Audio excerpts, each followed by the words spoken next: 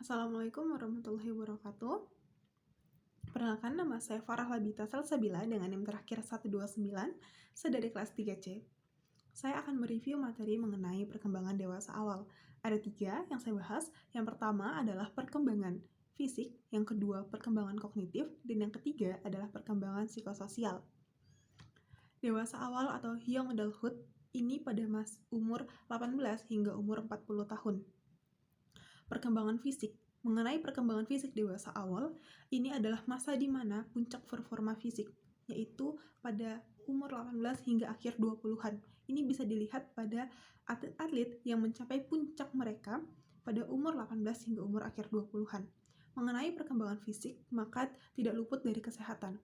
Penelitian mengatakan bahwa justru umur dewasa awal adalah umur di mana penurunan kesehatan, karena terjadinya pola hidup yang tidak sehat, seperti makan makanan junk food. Yang kedua, seperti tidak olahraga. Yang ketiga, penyalahgunaan obat-obatan dan juga alkohol. Nah, hal-hal ini menyebabkan mereka obesitas, sehingga terkena gangguan serangan jantung, hipertensi, dan lain sebagainya. Lalu mengenai perkembangan kognitif, menurut Piaget, yaitu postformal, di mana pada masa ini mereka berpikiran lebih terbuka, lebih bijaksana, dan juga individualistik.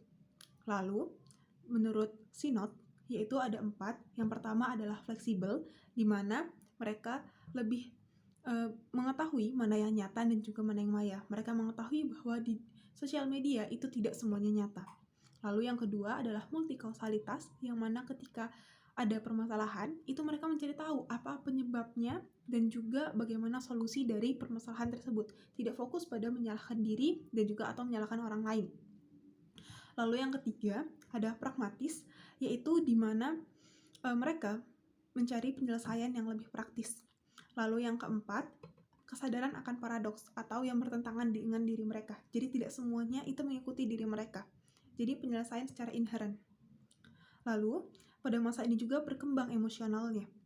Apa maksudnya? Yaitu di masa ini mereka lebih mengerti akan diri mereka, perasaan mereka, dan juga ini adalah hal yang penting. Kecerdasan emosional adalah hal yang penting bagi diri manusia, sehingga memang harus dikembangkan.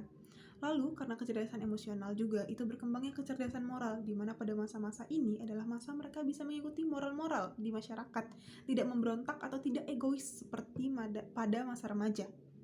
Lalu kita masuk ke psikososial. Ada 4 pendekatannya, yaitu yang pertama adalah pendekatan normatif, yang mana manusia akan berubah seiring berjalannya waktu sepanjang hidupnya. Pada masa ini juga Erikson mengatakan bahwa ada masa intimasi versus isolasi. Maksudnya apa? Pada masa ini, masa-masa di mana mereka menjalin hubungan secara serius, menjalin hubungan pernikahan.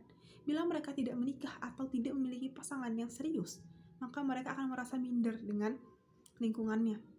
Mereka akan merasa terisolasi dengan lingkungannya. Lalu yang kedua, yaitu adalah timing of event, yaitu manusia akan berubah tergantung situasinya. Misalnya, seseorang yang mengalami kebangkrutan, tentunya ini akan merubah hidupnya. Lalu yang ketiga adalah model trait, yaitu ada 5 di sini. Yang pertama adalah neotorism, yaitu adalah kumpulan sifat-sifat yang buruk, seperti bermusuhan dan lain sebagainya. Lalu yang kedua adalah extravism, yaitu di mana orang-orang yang ekspresif, mereka menyukai perhatian. Lalu yang kedua adalah openness to experience, yaitu adalah orang-orang yang suka berpetualang. Yang keempat adalah conscientiousness, yaitu di mana orang-orang ini adalah orang-orang yang teliti, orang-orang yang disiplin, orang-orang yang tenang. Lalu adalah agreeableness, yaitu adalah orang-orang yang menyenangkan, orang-orang yang ramah dan dapat dipercaya. Lalu yang terakhir adalah model tipologis, yaitu adalah ada 3, yaitu adalah ego resilient, yaitu yang dapat menyesuaikan diri, beradaptasi. Lalu yang kedua adalah over control, yaitu di mana orang-orang ini suka khawatir. Mereka ini biasanya orang yang mudah terkena depresi. Lalu yang ketiga ada under control, yaitu mereka adalah orang-orang yang aktif, energik, dan juga mudah tertarik. Sekian dari saya, mohon maaf apabila ada kesalahan.